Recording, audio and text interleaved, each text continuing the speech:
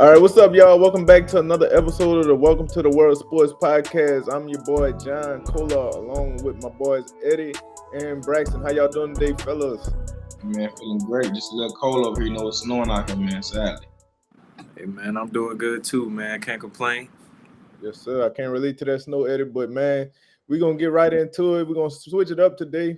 A little different. We got some breaking news. Well, I wouldn't say breaking news, but big time news for these LSU Tiger football fans, man. Lane Kiffin is officially the head coach of the LSU football Tigers. What were y'all thoughts on that? And what are y'all expectations for Lane, as he comes down to Baton Rouge? Man, all week I've been hearing the news about Lane Kiffin, Lane Kiffin, Lane Kiffin. Like I've been telling everybody this week, I ain't want to count my money till I had it in my hand, and that's in my hand. So I just want to say, happy to have Lane Kiffin as the next LSU Tigers coach. I have very high expectations. In my opinion, I think he got a 3-year window to win the championship, or at least make it to the championship.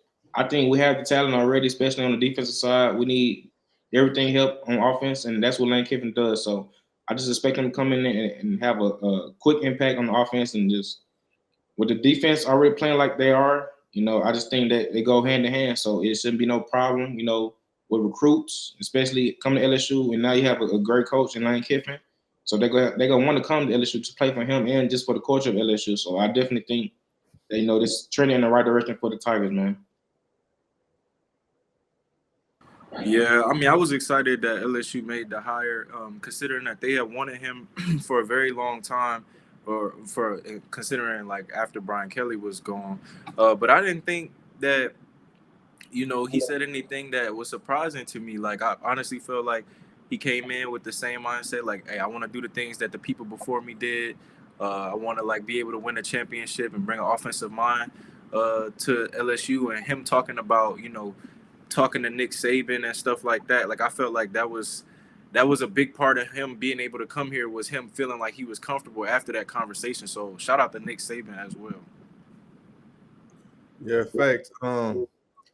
I got a lot of thoughts on it. I love the press conference he had yesterday, just talking about what drove his decision to come to LSU and what his expectations are, of winning championships. I honestly think with the caliber of coach he is and the talent that he's going to get from recruiting in house, transfer portal, the amount of money that LSU's giving him to use in the transfer portal and for his players, and just just the resources that LSU is able to give him, I think that it could be a very fruitful job for him. I think he can win multiple national championships. Like Eddie said, I would like to see. I give him a 3-year window to at least make it to a college football playoff.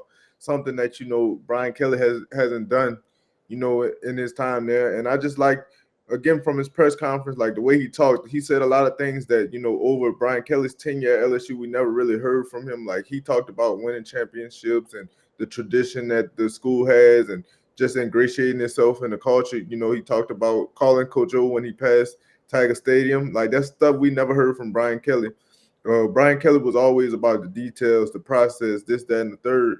And so I was just excited to, hear Lane, get himself adapted to the culture, and I think he's going to do a great job as the leader for LSU.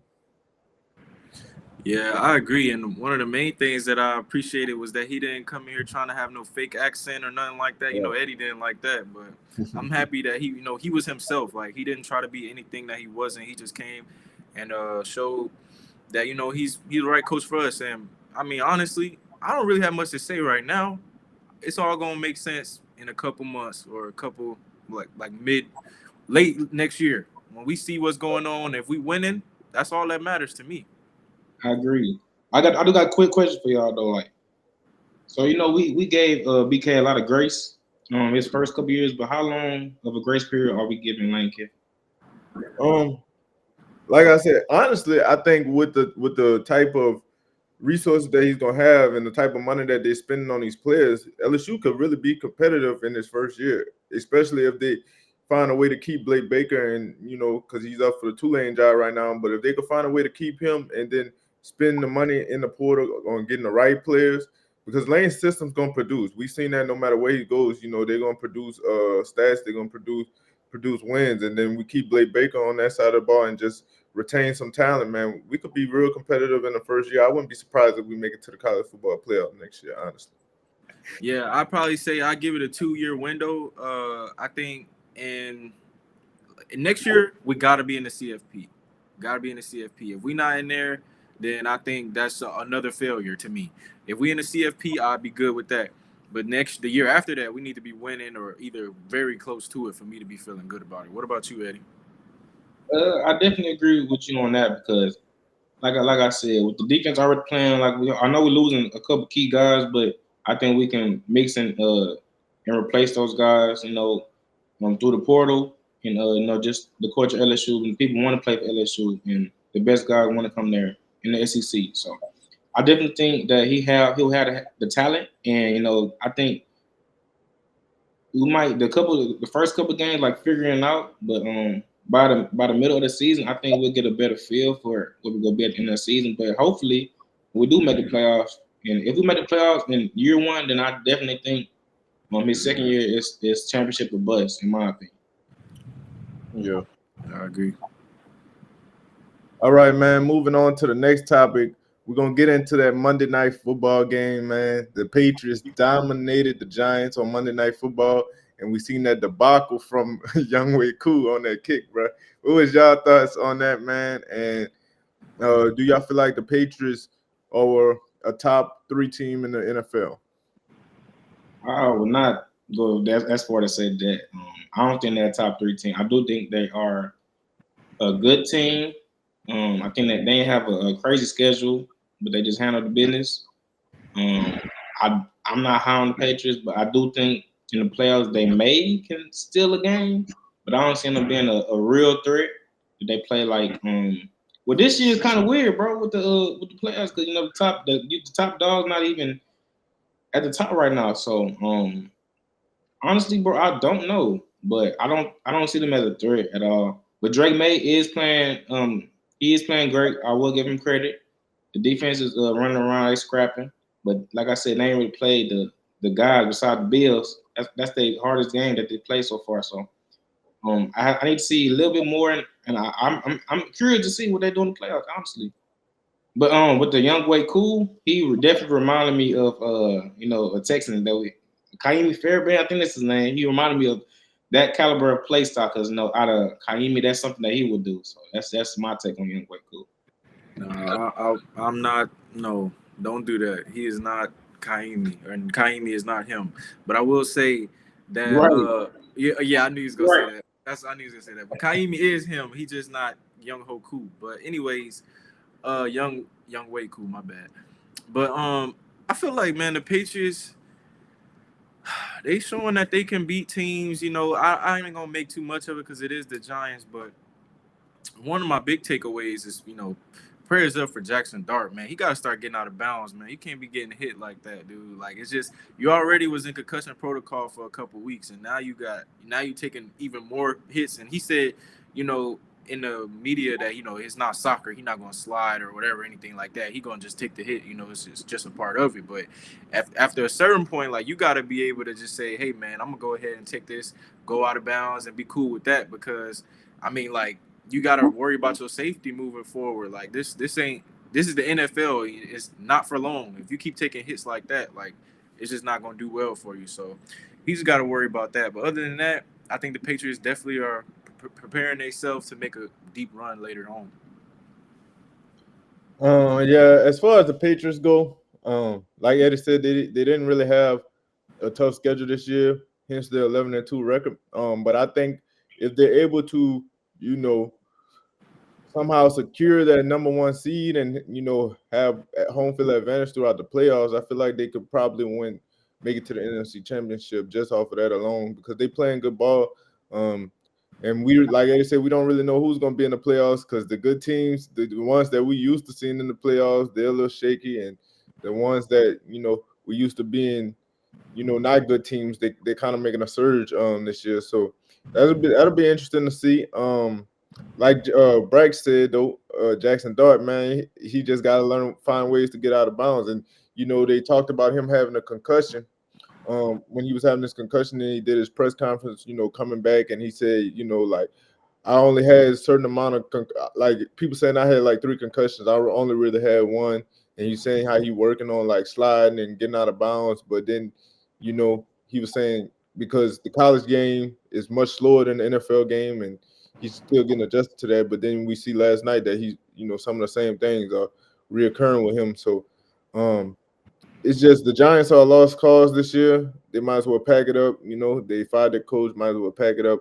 Honestly, I wouldn't.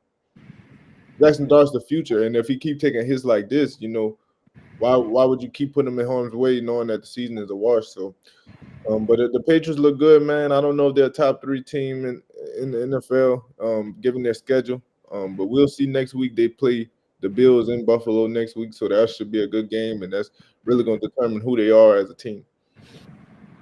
Yeah, I would agree with that. Yes, sir. Moving on, though, man. Thanksgiving games. We had some good Thanksgiving games. The Packers went to Detroit and beat the Lions. The Cowboys beat the Chiefs at home, and the Bengals got a surprise win over the Ravens, man. Which outcome surprised y'all the most on Thanksgiving? I think the Lions game, that definitely surprised me. But Amon did get hurt, so I don't want to put too much into that. But that game outcome definitely surprised me. And honestly, bro, the Chiefs, I was definitely expecting them to come in there and just beat the Cowboys in a crazy way.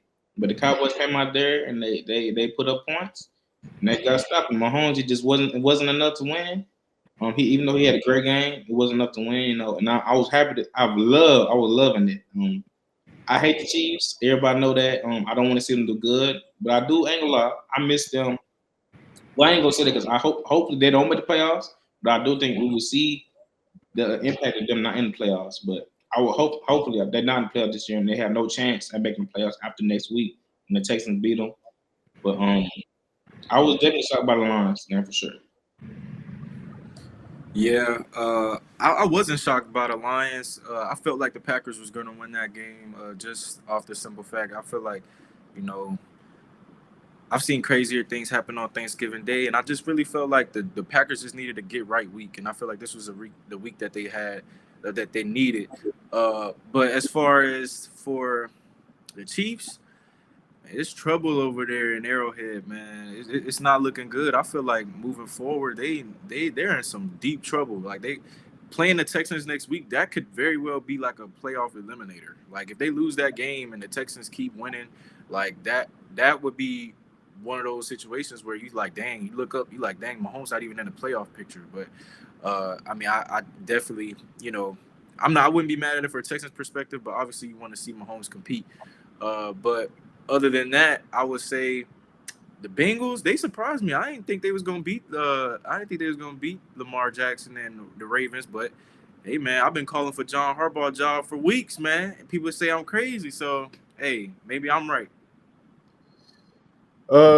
Yeah. So the biggest outcome that shocked me was the Cowboys winning. I thought that the Chiefs would have played a little bit better, knowing that their playoff lives are on the line. You know what I'm saying? And so I just thought they were going to come out with more sense of urgency, come out better, execute better. But the Cowboys, give kudos to the Cowboys, man. They've been looking good since the trade deadline, making those trades for Quentin Williams and Logan Wilson on the defensive side of the ball. And then, that offense was already clicking on all cylinders.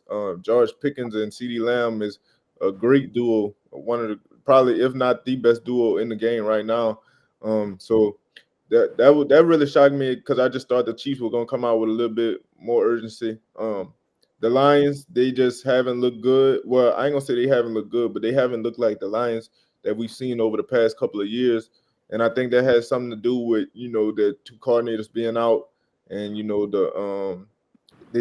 they don't look as explosive as we used to seeing. And Amon Ra being out definitely played a factor in that as well.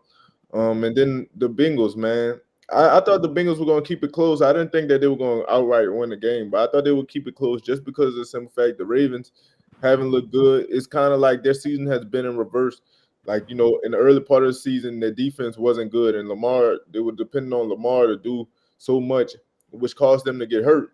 And now that Lamar is back, the defense is playing well, and the offense ain't really doing much. And from a standpoint, I think from Lamar's standpoint, he has to be injured or something in that source, because he just hasn't looked as explosive as he has, and he hasn't looked explosive as he has, as we're accustomed to seeing. Like, I think before that game on Thanksgiving, since he's been back, he only had like 2 runs over 10 yards, and that's not what we used to seeing from Lamar. He's usually able to get out of pressure, and I think his offensive line being bad has something to do with that as well, because he just doesn't trust them enough to make plays. Lamar Jackson's getting sacked at a level we've never seen him get sacked before. So right now, a lot of the blame has to go on that offense, but it's like the roles have reversed as the season has gone along.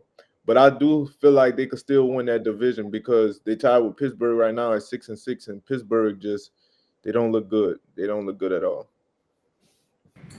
Yeah, I would agree with what you were saying, but the part about Lamar being injured, I don't know, man. Because like at a certain point, we can't just assume they hurt just because they playing bad. I mean, I gotta say maybe he's just not playing well, man. What's your thoughts on that? I just feel like it can't be just all injuries. Well, I mean, when Lamar ain't taking off and he only had 2 yards over 10 yards, I mean, what could it be other than injuries? We know Lamar gonna take off when times get rough. That's what he relies on. You know what I'm saying? And so for you only having 2 rushes over 10 yards since you've been back after the hamstring injury, I mean, it's cause for pause for me just a little bit. What about you, Eddie? What you think? I ain't gonna lie, I hate to say it, but I do agree with Braxton on this one. I don't think just because he's not playing up to the Lamar that we know and love that he may be hurt. Maybe just know that he having a down year, and that offense, like you said, is not the same, but he is holding the ball longer and trying to do the Lamar-esque stuff that we know. But he don't have the best receiving core. Zay Flowers not looking good at all, and DeAndre Hopkins on the back end of his career. And, Mark Andrews, he always fumbling the ball. So they have some problems. They have some real problems over there. So I don't think he has in the backfield. Derrick Henry, he ain't been the same that we seen the last year.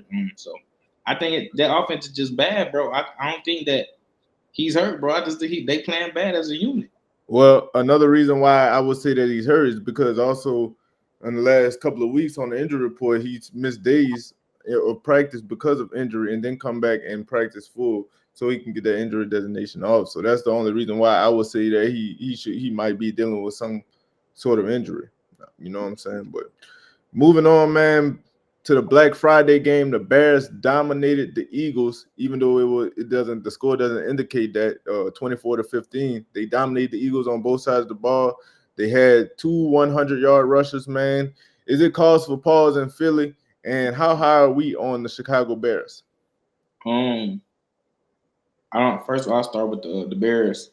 I don't think the Bears are as good as their records say, but I do think that they are being slept on by some of these teams in the NFC, and that alone can be a threat. When it comes playoff time, you give them a shot. Anybody can win. It's a playoff, so we can see a run like Washington had last year with Caleb. So never know. And I think Caleb has taken that next step this year. So I'm not hot on them, but I do think they are a good team, an overall team. And, they do what that needs to be done to win the game. But with the Eagles, at this point, it's the same. We're saying the same thing every week about the Eagles and the Chiefs, bro. But the Eagles, they was finding ways to win, but now it's looking like they have a serious issue. So I don't have them as the favorite to win it all this year. And they was high on my list early, but now it's looking like they might not even make it. Yeah, I'll start with the Bears like Eddie did. I would say it's an impressive win. Anytime you can go beat the champs in their own home, that is definitely impressive. I will say, Caleb Williams, he did enough to make it interesting, and not only make it interesting, but win the game and put them in position to win the game. So that's what you want out of, your top players. You know what I'm saying? Like you want to see them competing at a high level and being able to, propel their team to higher heights. Now, the only thing I will say is on the Eagles side of things, I feel like you got to kind of look at it from a perspective of we've been saying for all this time that the offense was the issue and this, and that. Now, in this week, AJ Brown had a pretty decent game. Like, I mean, I don't think he had a bad game. You know, he had a pretty good game. He had like over 100 yards, so you couldn't really be mad at it. But at the same time, those residual issues, they start to play up in games like this, and they wasn't able to get it done. And so I said a couple weeks ago, I said it's not a problem until it is a problem. Well, is it safe to say that this now is a problem? Like, what do you think, John?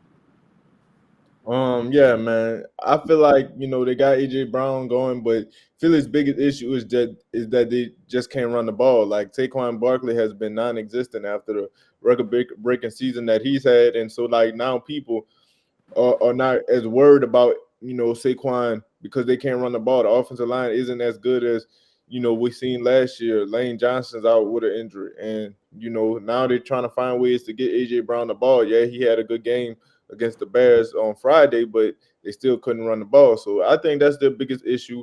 I really was just surprised about as to how the Bears were able to just like physically dominate them on the defensive side of the ball. Like we've seen this defense give up single digits in points the last 2 weeks before that game against the Bears. And then the Bears just went in there and had two 100-yard rushes. Like they were the more physical team on that day. Maybe it was just a bad day for that defense, but the Bears definitely came with a game plan to, just run the ball on them the whole time. And so I think that they got issues they got to figure out. Specifically on the offensive side of the ball, they got to find ways to get that running game going. They got to find ways to be more creative with their passing game. It's a lot of things that they need to do. As far as the Bears, man, I think that the Bears, I won't say that they're not a good team. I feel like they are a good team. Are they a great team? Probably not, because we have seen them lay an egg this season against Detroit, where Detroit just bombed them all over the place and put up close to 50, was it like 50 something points or something close to that on their head. And so like we've seen them be vulnerable, but I think that them being 9-3 is a good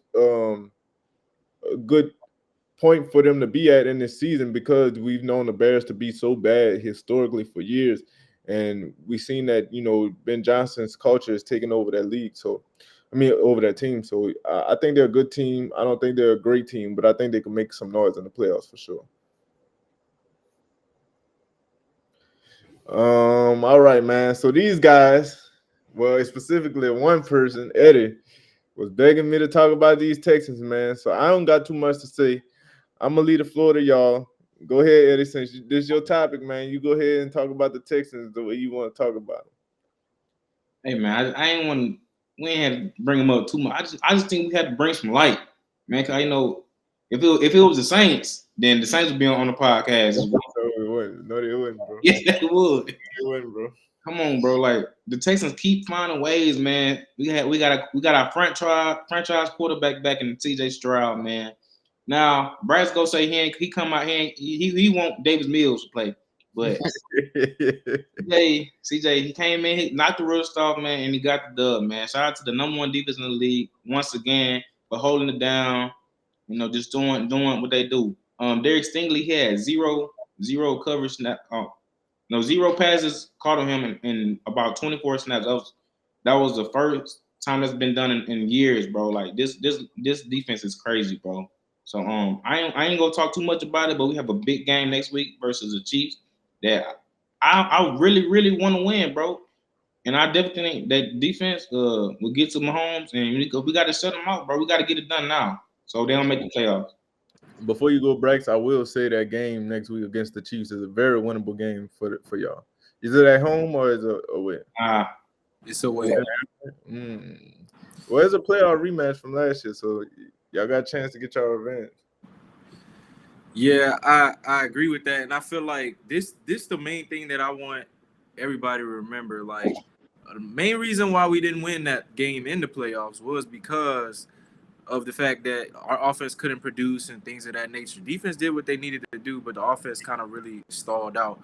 And so I feel like in this game that's coming up against the Chiefs, I feel like we gotta make sure that we put up points on the board like we did this past week. We can still do it a little bit better, but I will say, I gotta give credit to CJ for like shaking back And after like the first quarter, he did show, he was ready to do what he needed to do. And I know I call for Davis, sometimes, but I think it's more of a joke. Just, considering Davis did go 3-0, and I did see CJ was kind of doing some things Davis would do as far as being poised in the pocket, being decisive, getting that ball out quick. Those are things that Davis was doing. So I know we wanted to hate on Davis, but he took some of his game. Let's talk about it.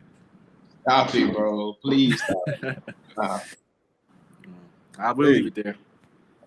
All I say is Davis Mills, he wasn't bad, bro. Like he would y'all the wins. I feel like, y'all might not agree with this, but he could potentially be a starting quarterback in this league. Yeah, for the Saints. Like that. Yeah. Don't get it. What? He said for the Saints. Don't worry about it. We gonna ride it out with Tyler Shough because Tyler Shough had a good game. Did he not have a good game he had a game. We had a chance to win it. You know what I'm saying? 4-1, we didn't execute the tush push like we wanted to, and that's what causes the game. But yeah, I like Tyler Shough. He's been playing pretty well, if you ask me. Put my boy Lil Rat back in, man. I'm not. Goodbye. All right, man. We about to take a quick break. When we come back, we're gonna talk about these other SEC coaches hires that went on over the weekend, and we're gonna talk a little NBA basketball, man. Y'all don't want to miss it. Keep it locked here on Welcome to the World of Sports.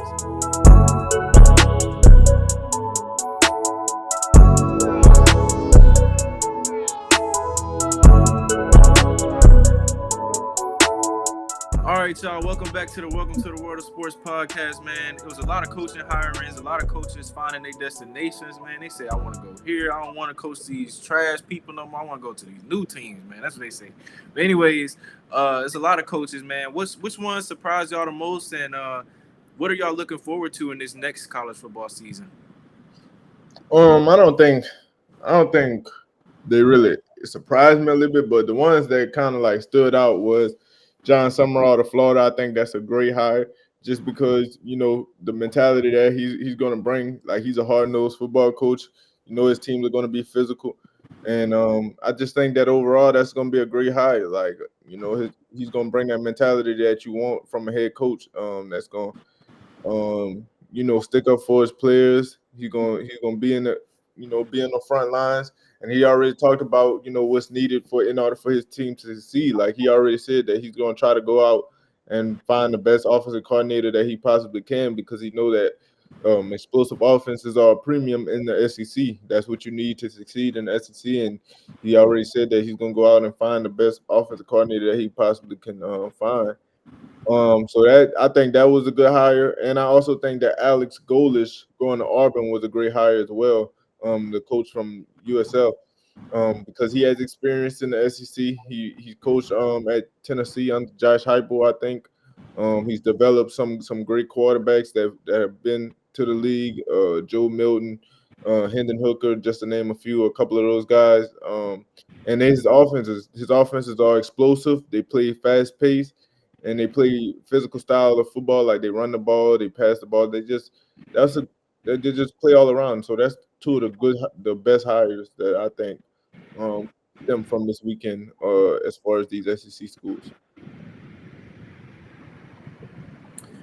Yeah, I would definitely say, it was a lot of good ones.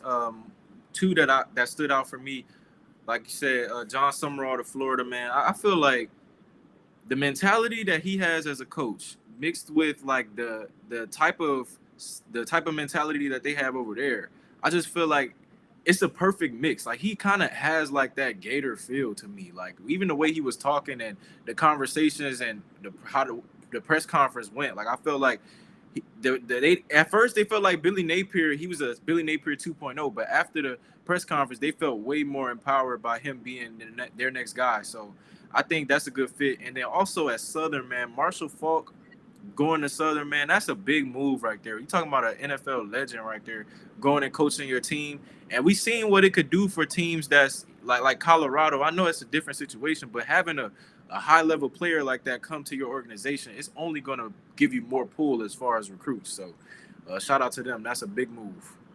Yeah, my only thing before you go at it about Marshall Faulk is he spent 1 year at Colorado, and then he making this move to Southern. He don't really have head coaching experience, but I mean it's not going to be too much pressure on him because he's starting off at a Southern or HBCU. You know, there's not going to be a lot of eyes on him per se because it's a HBCU. Like there will be eyes on him, but it's not like he's on the national stage. So I think that that could be good for him and for Southern as well.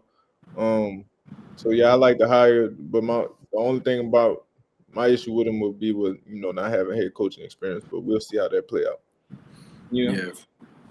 I agree with y'all on those. Falk, shout out to Falk for sure for getting opportunity. Sometimes they be quick to give black black coaches these head coach opportunities. So I definitely happy to see that and wish him the best, man. I know he might not have the experience, but he had experience in the league and he is Hall of Fame for a reason. So definitely think that he'll bring that energy there. Just want to see great things out of that. But y'all been talking a lot about Summer all year, bro. So I'm not even gonna say nothing about it. I want to see it. I want no more talking. I want to see it. I want to see if he can bring that same energy he was doing over there to Florida. That's all I want to see. Y'all talk all it now. Back it up. Now, the only reason I talk about him is just I feel like he's a motivator of men. Like those type of players, those type of coaches that you want. Like the players, in a situation where Lane had to go, he's able to coach the Tulane the rest of the way, and that's a big reason of that is because the players, they was like, no man, we want you to coach, man. We like you are coach, and I feel like that's the type of mentality players want to have for their coach. So I'm definitely wanting to see how it happens. I agree with Bryce though. Like his personality just fits Florida, and he's a proven winner wherever he went. Like he was the head coach at Troy, he won there. He was the head coach at Tulane, they won there. He got his team in playoff contention, and so like I don't now. Do I think Florida's gonna be able to beat LSU? No, that ain't gonna happen. But he's gonna have them more competitive than they've been in recent years under Billy Napier for sure. Yeah, for sure. But moving on, man, it's been a lot of good games in the NBA, a lot of standout performances. So far, who do y'all feel like is the NBA MVP favorite, and who is disappointing y'all, man?